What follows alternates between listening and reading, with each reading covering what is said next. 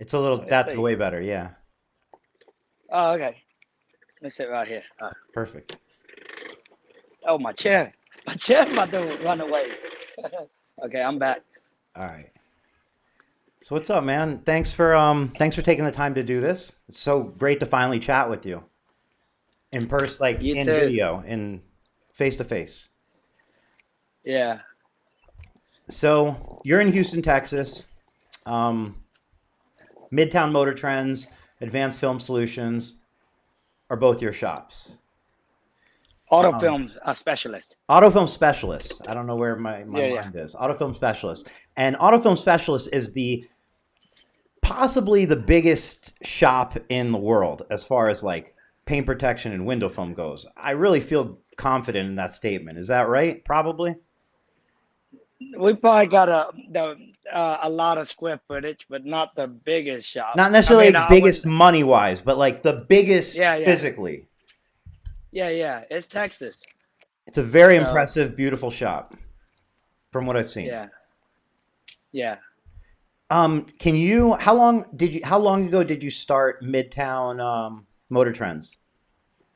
So I mean, I've been in business for like 2005, and we own different locations, just detailing, and then I decided to change the name because before we used to be called like just a car wash, and then I just wanted us to be called like Midtown Motor Trend, and because we do more than car washes, so just the name itself, well, like if you're looking for a window tint or something, Midtown Motor Trend, not just something like car wash. Uh, and then I'll film like super pickup. So in 20, I say probably about 24, about 2012 to 2013, we started saying we need to separate the two and be auto film specialists. And then I say 2014 is when it like super like just boom and it all worked out. And it's just two different entity. So Midtown Motor Trend is more known for like detailing and ceramic coating and just stuff with cars and then auto film specialist is everything that got to do with film wise, window tint, paint protection film, vinyl, wraps, graphic, and stuff like that. How And it worked far out really well. how far apart are they? The two locations. Well, the Midtown location got two different buildings. So one is the Midtown Motor Trend.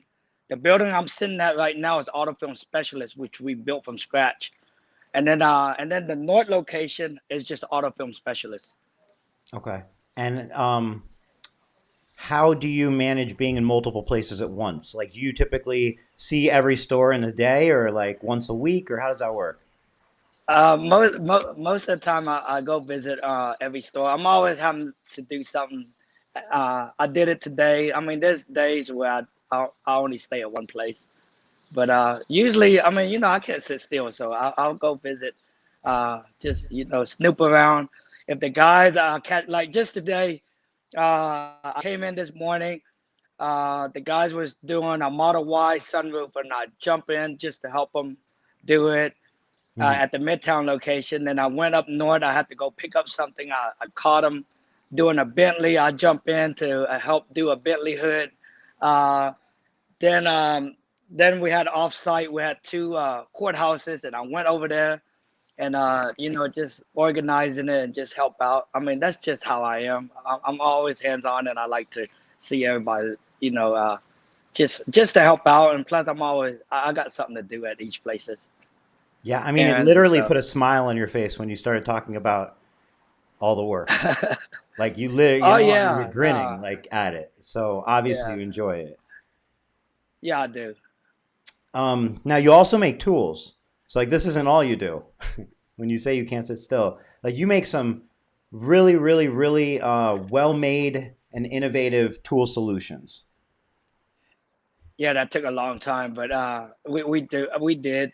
Um, it started off in I think it was 2011 when we started building stuff. We got an Audi account. They built the biggest Audi dealership right next door to one of my location, Hmm. which is it's separate from Midtown. And they told us, can we take on a tent? And I said yes. And then we wasn't capable of it, but then I made all these equipment and everything, so we were capable of doing.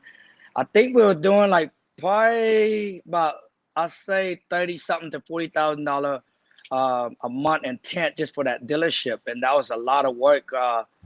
And I just had to make us capable of doing it, and we only had one bay, one bay, and we got like 2 or 3 guys sometime working in that bay, and we did it. And So that's where it came about, making tools. so just the efficiency became more important at that point. Yeah, just because there was no, I couldn't drive that car. I mean, I couldn't go rent and get an overhead down the street. So to do more cars, I just had to make that space work. What stands out as some of the things that like what were the specific tools or what tools do you offer now that you find like really game changers as far as like efficiency, speed, and so on? For window tint, just our pillboard. I mean, I feel like we made it into like an office, and like your guys don't have to run around anywhere. Everything is just there, and they just stay there, and it's on one side of the car. So there's a heat gun on both sides, and there's a place to hold a heat gun. Instead of looking for a heat gun, it's on the floor. Um, just that. I don't like the guys running around because I see a guy tinting a car, and I feel like they're tinting that car, and it take them 3 hours when if I could put Right. everything there and they just stay on that side, and they could get that car done in an hour, at least. I Yeah. mean, at the most. Peel boards are a big thing because, I think every auto tinter finds a peel board handy. A lot of times they get mounted to the wall.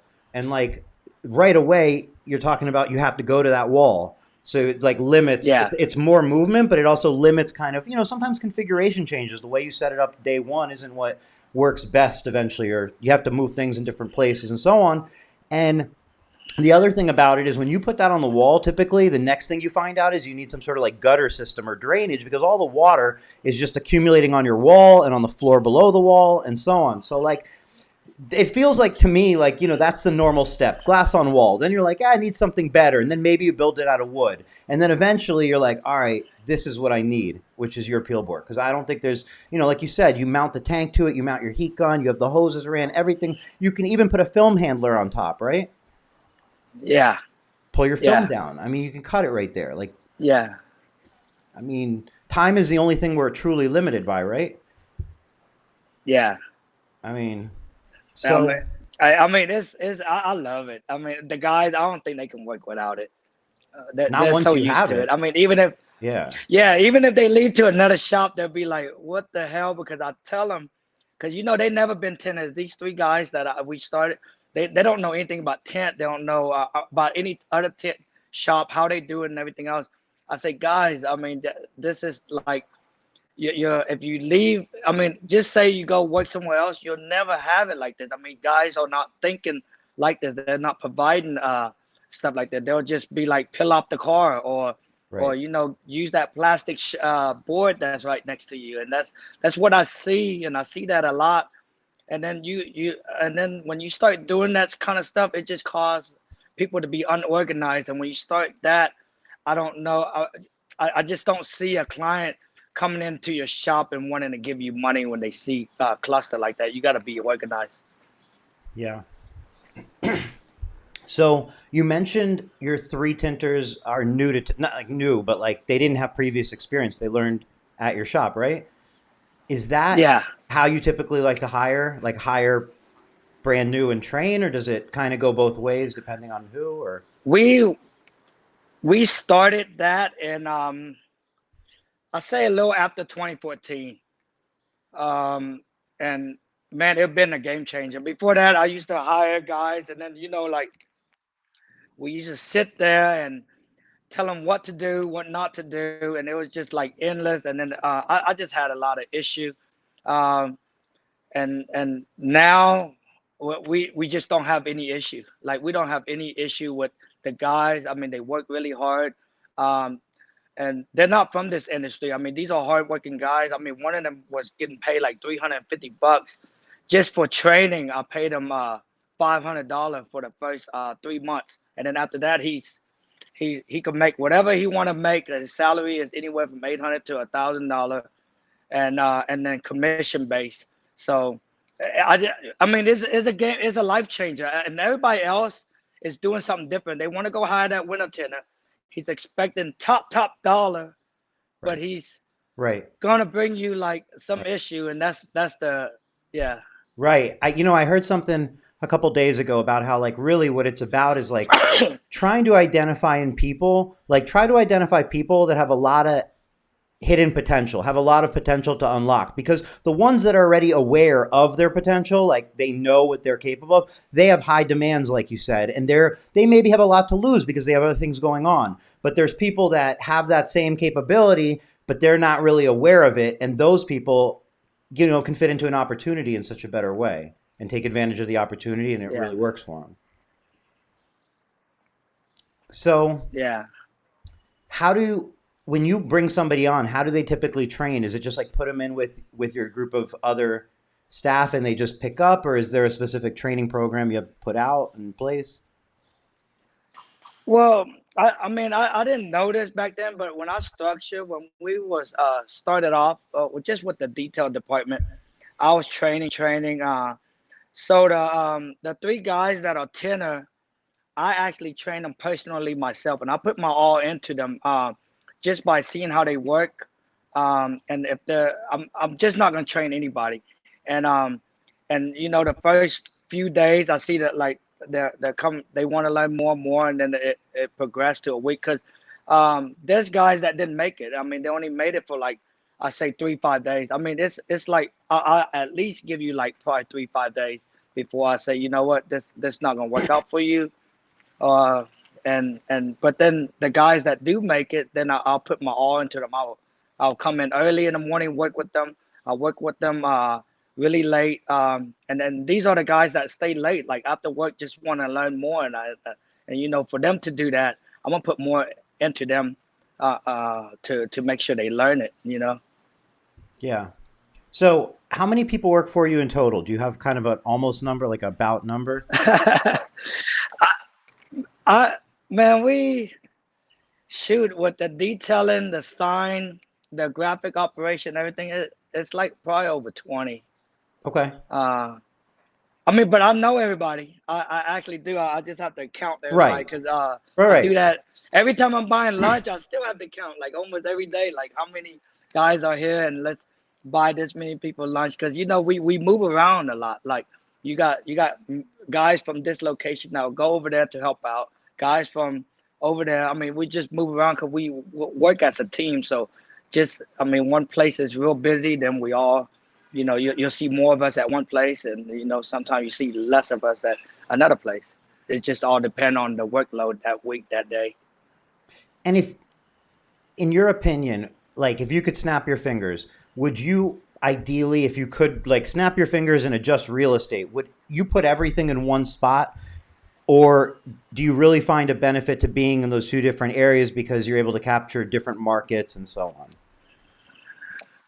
So when we opened that big location up north, um, we always needed this place was we just got too much work over here, so we wanted to get like a warehouse down the street and just work out of it. And all the cars that come over here would just send over there and work out of it. It was just a workspace, no retail or anything.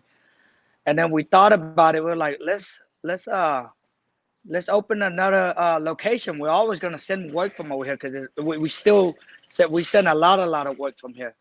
And so that place is supported because of this place too. And then we get that demographic that's over at that area. Plus, we're next door to Tesla, so it just all worked out to be in favor. That's so cool that you're right next to Tesla. I mean, is that like if somebody else is like, hey, I see a spot that's available right next to Tesla, is it something they should just jump on? Or is it Hell good but not no. that big of a it's hell yeah, okay. Uh-huh. No, but so that spot next to Tesla, I know everybody look at it. I got a really really good deal on it, so that wasn't something I was just jumping. The crazy part is we actually got our realtor to see if we could get it. She thought we were like, we were crazy. Did And I you said, buy it or "Hey rent man, it or lease it? no, no, we lease it. It's a Okay. big commercial. They're all connected. So Mhm. we're in the same building as Tesla, just different suite. Yeah. Uh, and so we just took that bold move. I said, and then my partner was like, man, I don't think we can do it. I said, man, the worst thing they're gonna say is no. I mean, how many times have somebody say no to us? Next thing you know, they came back with a number, and I was like, what the hell? And then my relative said, that's a good thing because they came back with a number, and now let's count it. And so we kept on doing it, and I was very surprised that we got that location.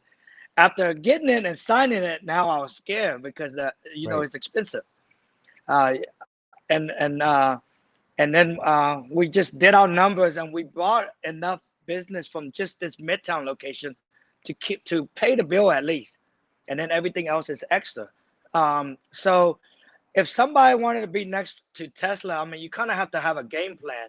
Right. You can't. But the whole goal of that location was if we wanted to take over Tesla and kind of take over Houston, we kind of have to do it. Right. And lucky we have a business that could actually almost support it. I mean, it's really expensive, and we just took that gamble, and it worked out. I mean, there's no doubt as like if you're a Tesla owner and you're picking up your Tesla and there's a place in the same building, it feels like the right place to go. Obviously, it looks like the right place to go, and you're able to do so many cars that I imagine you just become the place to go because so many people say that's where I went because you're able to do so many cars. So it's kind of Yeah, like you said, as long as you have a game plan starting, because if not, you have a huge rent and nothing. But you did. yeah. So I'm curious. You like you have obviously you said around 20 people on payroll. That's a lot of money going out. Now you have a pretty big nut as far as like rent and things to do and so on. Like if you look back at how you went from kind of starting to here, if somebody else is wondering like how do I do that? How do I grow? Because like you said, you're taking on commitment. I guess you say, get the demand ahead of the bills if possible and so on. Like what are some of the things that you feel like work out for you? But how do you handle all the money? Because it's a lot of money going in and out. And if there's a problem or something, that can get out of hand quick, I feel like. Well, every location have somebody in charge. So, like in the Midtown location, it'll be Corn. At the North location, it'll be Audi. So they like take care of making sure the payroll and any supply and anything that the guys need are taken care of. Uh, and and it just. I mean, I didn't know I was going to structure it that way, but that's how it went. Um, if they're the one that tell me we need more guys, or you know what, like we're short staff, or I need this guy here, and they kind of do that themselves just by working with me for a very long time. So uh, I got a pretty good team, man. Like a really really good team, and a team that actually want the company, me and everybody else and everybody in the team to be successful. So that's what it kind of. I mean, you have to get somebody that's want that care about your well being and the company well being, and that's where it work at instead of just that money, because Right. the money will come, you know. So if somebody was to tell you, Mike, I can't find anybody who gives any cares about my business. Like everybody I hire is late, doesn't care, doesn't this, doesn't that. Where do you think that person should look? Like either within themselves or literally look? Like what do you think could be going wrong that is obviously working for you to build that team? Man, I'm anybody that kind of get hired by the company, most of everybody go through me. So my interview question are kind of crazy. I actually don't ask you about your experience or anything. I ask you about your life. Like how far you live away from work. If you live far, then this not gonna work for you. Do you have wife? Do you have kids? How you been doing? If you have like a side chick, what high school you went to? Did you go to college? Just those personal questions. I kind of know like where you come from, because the last thing I wanna hire somebody that's gonna cause problem in the company. Um, when they when they do that, I mean, and then I start working with them, and I kind of could see if this person is gonna work with us for a very long time, or somebody that you want on the team, because you want somebody good-hearted. I mean, I got guys that'll buy all the other guys' food, and they take turn with each other. I want somebody like that, and we look forward to that, not just somebody that just think about themselves and selfish. Yeah, you have to, right? Or else, because it's like building blocks for your Yeah, company. If they're weak blocks, it's gonna have a lot of problems. yeah. Do you ever get mad, like in business? Hell, Like, do you I get do. like Like today, fuming? I'm kind of. Yeah, I mean today, right before you got on the phone, so we had three commercial jobs today. We had two courthouse, and my guys is right there, and so they're probably about 20, 30 miles away. They're on their last two windows, and the lady, we're doing dual reflective 15, Hmm. and she want blackout, and I mean for some reason she thought she was going to get blackout, and I said no, and this was sold through a third party. So we got a few company that actually sell work. I mean, sell window film, and then they contract us out. So somehow communication was broken. Now she want all the window taken down. So I told the guys just rip it down. And that, I mean, yeah, I mean, I get upset. I mean, I'm not gonna get pissed off. It's just, at the end of the day, we just lost a little bit of money, and the guys lost their time. I mean, they didn't lose their money. I always make sure they get paid, Right. but All right. I know what you mean. it just kind of sucked. Yeah. Uh, that happened. But other than that, a lot of stuff don't like really, really like get me stupid pissed off. It used to. I used to be like that. I just, you know, uh, I don't know. I find ways to after work to enjoy myself. Nothing comes of it, Yeah. So I I don't. think, right? Like if you get mad enough times, I think sometimes you realize like I'm the only one who feels it. So like I don't want to feel it and like No, but you know what? So I'm a problem solver. So I can solve any problem. That's why it's kind of hard to get pissed off, because you got to find a solution for it. right. So if you tell me a customer is like really, really pissed off, then we'll find out what can we do for him too. Like have a smile on his face. You know. Yeah. So is that lady gonna have a smile on her face? Is she getting blackout tomorrow? Well, we're not gonna do blackout, because I told her there's no warranty for it on that window, because this is a pretty high building, and I just said I don't want to be a part of that, because if Yeah. there's a glass breakage, there's no way Right. I'm gonna be. Yeah, I even told her that, and she just said I don't care. I said okay, it's a brand new building.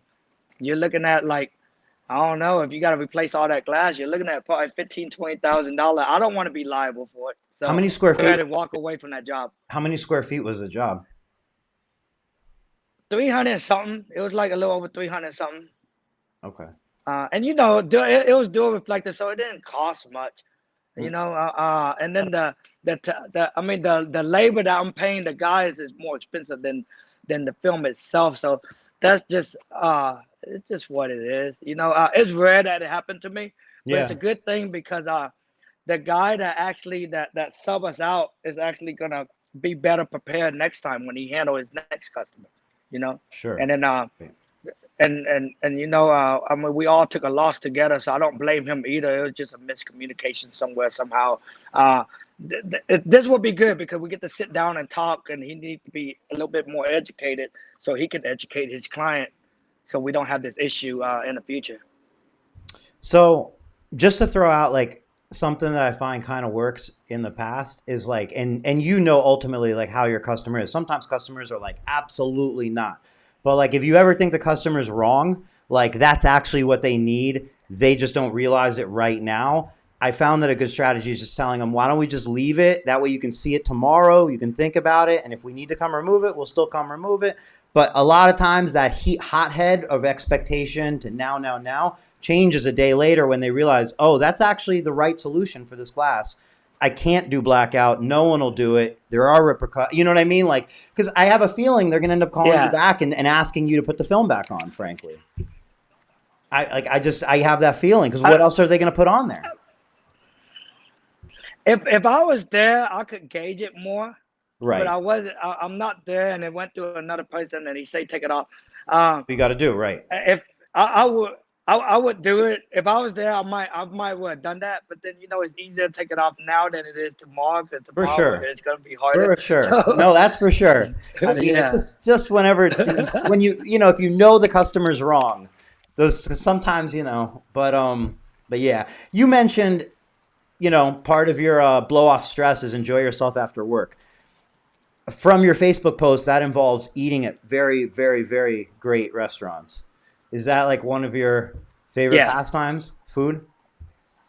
yeah. That's how I decompress. How I stop thinking about work or just looking at. It's just my relaxed time, and it's my me time, and food is like my passion. I'll travel to New York just to eat and then come back. That's just it's crazy like that, and I have done that in the past, but that's just like my vacation, and I just would like to eat really really good food. If you're telling me, have you ever ate, I don't know what kind of whatever it is, I'll be like, no, but I want to try it, and I have to try it. Like I Yeah. flew all the way to New York to try a blowfish, and it didn't kill me. But then I said I had to try. I have to try it. That blowfish that they said was poison, and and I did that. So it was pretty cool. It wasn't worth it though. So Like it wasn't anybody that want to eat a blowfish, don't. wasn't Yeah, exceptional no. taste or Anybody that want to anything. eat a blowfish, Yeah. yeah, it didn't taste like nothing. So it didn't have no flavor. It was just that excitement that you might die. Yeah. Hopefully you got some pizza afterwards before you head back. I And that's a I like think I did. I mean, what else are you going to do after a disappointing blowfish? Is yeah. And I mean, look, food's like a social thing for you, obviously. Like, it seems like you go out in groups, you enjoy yourself, and like, those are people I assume you work with as well, right? Like, you take your team out, you celebrate with your team, and so on. Sometimes we do that. We do that all the time. But most of the time it's just with my close friends. You Okay. know. And then you're a car guy, yeah? Like, you're pretty into cars, like not just protecting them, but like yourself. Uh, It seems like based on the cars you have at your shop, like you seem to have. Are they yours, or you know what I mean? Like in your no, some of showroom. some of them are ours. Yeah. Oh yeah, yeah. So we don't buy any cars that we can't. We every car that we purchase is good for business. Like we purchased a 20. When the new Raptor came out, we purchased that and then joined the Raptor Club, and then all of a sudden we took over that Raptor Club. Um, we bought like before that we even bought a Prius, and man, you got to see how many Prius and Toyota that we tinted because Prius. This was back in the days, when Prius came out. Right. So same thing with the Tesla. Every car that we buy have to help the business out, because the last thing you want to do is go buy a car that you really really like and you can't bring any business from it. So you want to buy something that you can actually take, join a group, support that car community and whatever. And then I just believe Tesla's one of them, Porsches one of them, Raptor, the C8, Toyota Supra. Those are some cars that guys should go out there, buy, and join a group, and you'll see your business explode just from that. Yeah. Yeah. What a beautiful way to be able to get like a car and actually use it. You know what I mean? Like, because every business, they want to have like a nice car, but like in this industry, like you said, it's strategic. You can get it, you can, and usually with those cars that have the big followings, you win not only because you bring in tons of business, create all that content, which pays you back forever, but also those cars typically hold their value well too. And like you said, they add a social aspect. They give you something to do. It's fun. It's like a great Yeah. marketing I method. mean, just say I mean, just say you like Mustang and you go buy, you should go buy a GT 350 or a GT 500 and put PPF on it, put tint on it, and then guys that love Mustang will come in and they'll see your car and then you might turn that tint invoice into a full front, and you do that real easily because you get to show them on your car, and then just joining the community. And I just believe that everybody should do that. Like buy a car that's gonna like I wouldn't recommend I wouldn't recommend going out and buy a Malibu.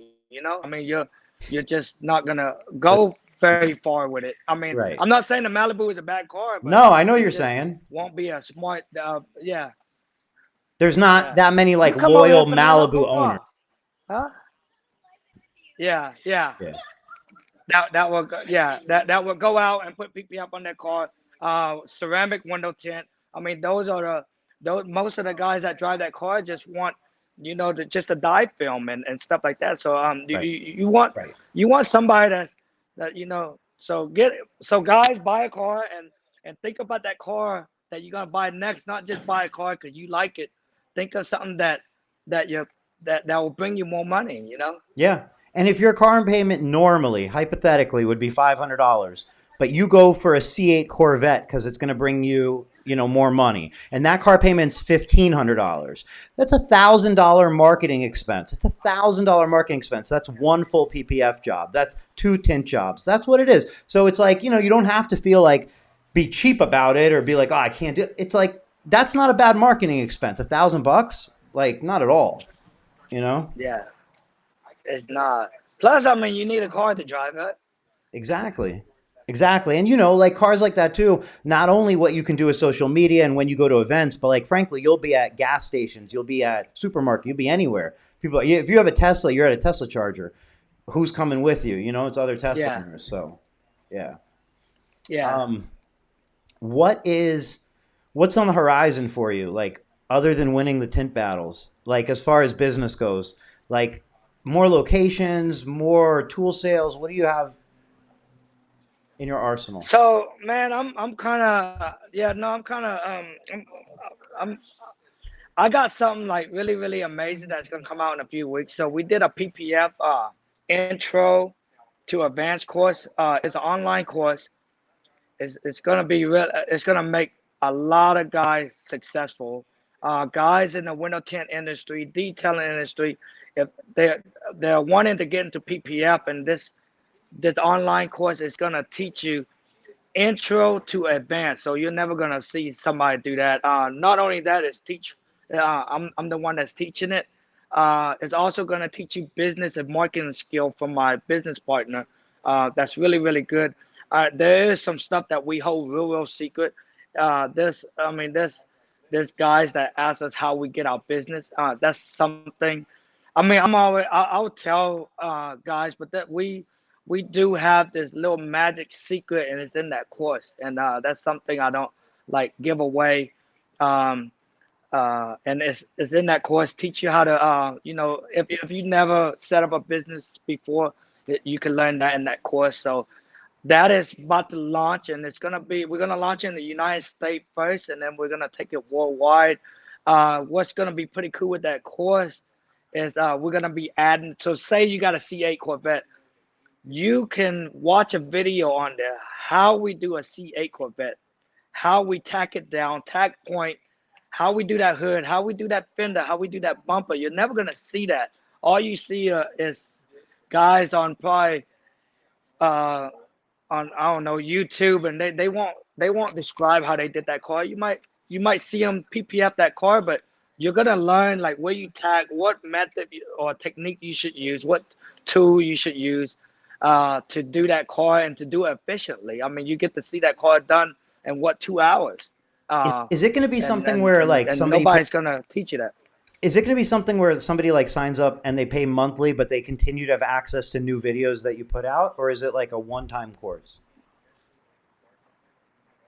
Well, right now is a one-time lifetime paid course. Um, we're starting off the course at 18.95, and and you get to have everything. Right now, that's what it is right now. We Nice. are gonna decide what else we're gonna do to it. That is on the table, but right now I just want to launch the course. Uh, I have a lot of people reach out for me for training, and I just don't have enough time to train everybody, and then so I'll say no. Plus, I don't do intro training on PPF because it's so expensive for me and the student. 'Cause I have to pay for the film. I mean, you're talking about one student can run through $4,000 worth of film. That's just really expensive for somebody to pay that, and it's expensive for me that I can't provide that. I don't want to rip nobody off. Yeah.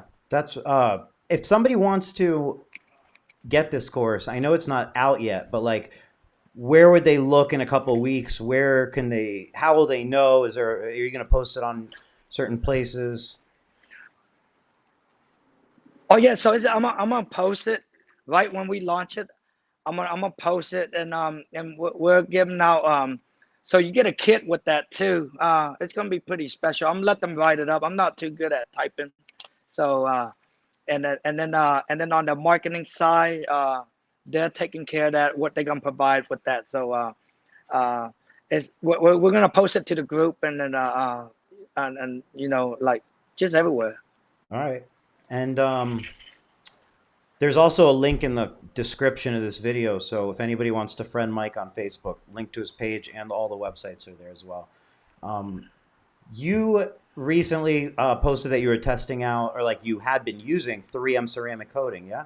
Like their new coating? We used that over a year ago. We tested it out for them. Um, they gave us, I don't know, probably about 6 bottles. We put it on client card. It's pretty. I mean, the feedback is good from it. All right. And did you also tested, I think, the windshield protection from Steck? Yeah. So Stack mailed that to me. I think like late last year. Yeah, late last year. It was like sitting around. One day I got drunk and I said, "Let's put this on the car," because I hate it. I hate to say this, and I don't want to talk bad about any product, so I'm not. It's just all the exterior windshield product that we have, and we still carry them. Just for a daily driver, they just don't last long, and so that's why I didn't want to put this on. And then when I put it on, I was like, wow, what the hell? It only took like 5, 7 minutes. It was just me and my friend, and this guy don't know how to do PPF. He just helped me stretch it, and we squeeze it, and I was like, wow, it looked good, and it been on the car so 5 months, about 5, 6 months. It been on the car, and it still look brand new. I'm amazed because the other product would be 3 months and then they're gone. You know, so this one is still on there and it still look brand new. So I mean installation time and it's lasting, but that install time, like, doesn't it? So is Yeah. it something that you foresee you're going to do like thousands of them? Like you're just going to be banging them out for? Because it seems like it'd be a great upsell for anybody, like a new car with all the I cameras. I I, I personally I personally feel that that if SEMA was open if SEMA was going on for 2020, I feel it would have won the best product of SEMA. That's what I feel. All right, It's that good. that's exciting. That's really cool. I mean, like newer cars. I mean, my car, I feel like it was covered under some warranty, but like the windshield, just the calibrating of the camera was like $400. Like when they replaced the windshield, the calibration of the camera is like $400 just to calibrate it, plus the windshield. And like you're talking about a film that could save you from having to replace that windshield, takes a few minutes to install. I mean, I think it's that sounds like going to be a very, very, very, very popular product, just in general for It, consumers. it, it, it will be. Hopefully, it will be. I don't see how it won't. I mean, I think like I'm saying it because like it's exciting. I mean, obviously you've used it, you're excited about it. Best product of SEMA, you think, Yeah. but like I just want people to realize like this is like where that's an opportunity. Like it's clearly an opportunity to jump on a product like that, get the market awareness out there to your customers, upsell it, can change what your financials look like in a day if you're upselling it to a few customers. One out of every three, four, Yes, five customers this change the this game. will yeah, this product will do that. You just have to sell it to the right client. So if your client is like, especially Tesla owner, that's like probably your number one client. That windshield costs a lot. They bitch about it. You can put on their sunroof. Just all the new cool cars that coming in, C8, Toyota Supra, just a lot of trucks. So your Jeep is gonna be another, like, your Jeep like Rubicon. Yeah. They're always breaking. So that'll be another hot seller. Your G wagon, and G wagon is flat and stuff like that. So you can put any film on that. But this film is self-healing and hydrophobic. I'm not supposed to say that, but it's self-healing and hydrophobic, Mhm. and it's good. And I've been trying to beat the shit out of it for the last 4 months. I was like, this product not gonna last. And when it rained, I put my wiper on high just to like try to scratch the shit out of it, and it just happened. And every windshield wiper would have done that. Would have done that the first week of what abuse I put on this one. Yeah. So, Tinter battles are coming up. I mean, if it wasn't going to be you as the winner, who do you think has the best shot at winning this other than you? Any team stand out to you? Me personally, I think, hey Dave, I love you. Dean, Mitch, I love you. I think Sean and Billy got a really, really good chance. Yeah. Just from seeing the video and the little tricks and stuff like that. The I'm pretty sure Sean is not gonna pull out all his magic because there's a deadline. But man, just to see that guy talk and tint and finish that car, and really good job. And I look at his YouTube and I'm like, and I said, man, I need somebody to follow me around to do a YouTube too. You I do. don't. I mean, but You really do. and that's what I feel. I know I should. So they told me I should. I've been trying to hire any kid that is going to high school or college that want to work and film me, Yeah. uh, that have that experience and whatever. And I just haven't found that kid yet. But I'm Yeah. looking for him. All right. That's awesome. And TikTok too. YouTube and TikTok. I think you smash it on both. I just want everybody to know, Mike, like you're hosting this Tinter battle. Like this is actually at your shop. So thank you for hosting it. And Yeah, anybody thinking about going, like, how could you not want to go now? You know? yeah. You're welcome. Yeah. No, So y'all, thank you. everybody should come. I mean, this is gonna be, this is gonna be one of the funnest things. I just feel like 2021 is different than everything else.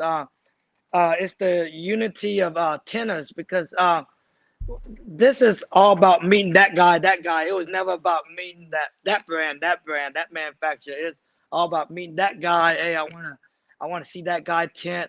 I wanna shake this guy's hand. I wanna go drink with this guy. I mean, whatever. And that's what's pretty cool, because before this, it was always about, this is the way you should tint, or this is the best film ever. We haven't been talking too much about that for 2021, and I love it because of Sure. this tint battle. It's gonna change all that. It don't matter what film you carry, how you tint and everything else. It's just unity. It's like being a tinter. We need to support each other, and that's what this battle is gonna bring out. It's doing that already, and we haven't even started it. Yeah. Yeah. Cool. Well, I'm super, again, just thankful that you're hosting it. And I'm really excited that I'll get to be there and see you and have a Heineken with you. And, and yeah, man, thank you for thank you for everything. Like, thank you for doing the show. Thank you for the like great tools that you've put together for us and for. I mean, you did the Chrome Red Bull tank. Like, People just need to see this stuff, and everything you're doing for the industry, man. Like these are you're not you're not going in there and creating things that other people are creating. You're creating like brand new things that don't exist, that take some like Yeah. machinery and some engineering and so on. And like I think that that it takes everybody, it takes a village. But I think I'm glad you're in the village. You're a very important part. Yeah. No, thank you. Thank you for supporting me too, Eric. Yeah, man. Well, thanks again for taking the time, and obviously everybody for watching and joining and commenting. And we'll see you next week. And Mike, thanks again, man. This was a pleasure. Hey, thank you, Eric. Bye bye. All right. Bye bye. Bye, guys.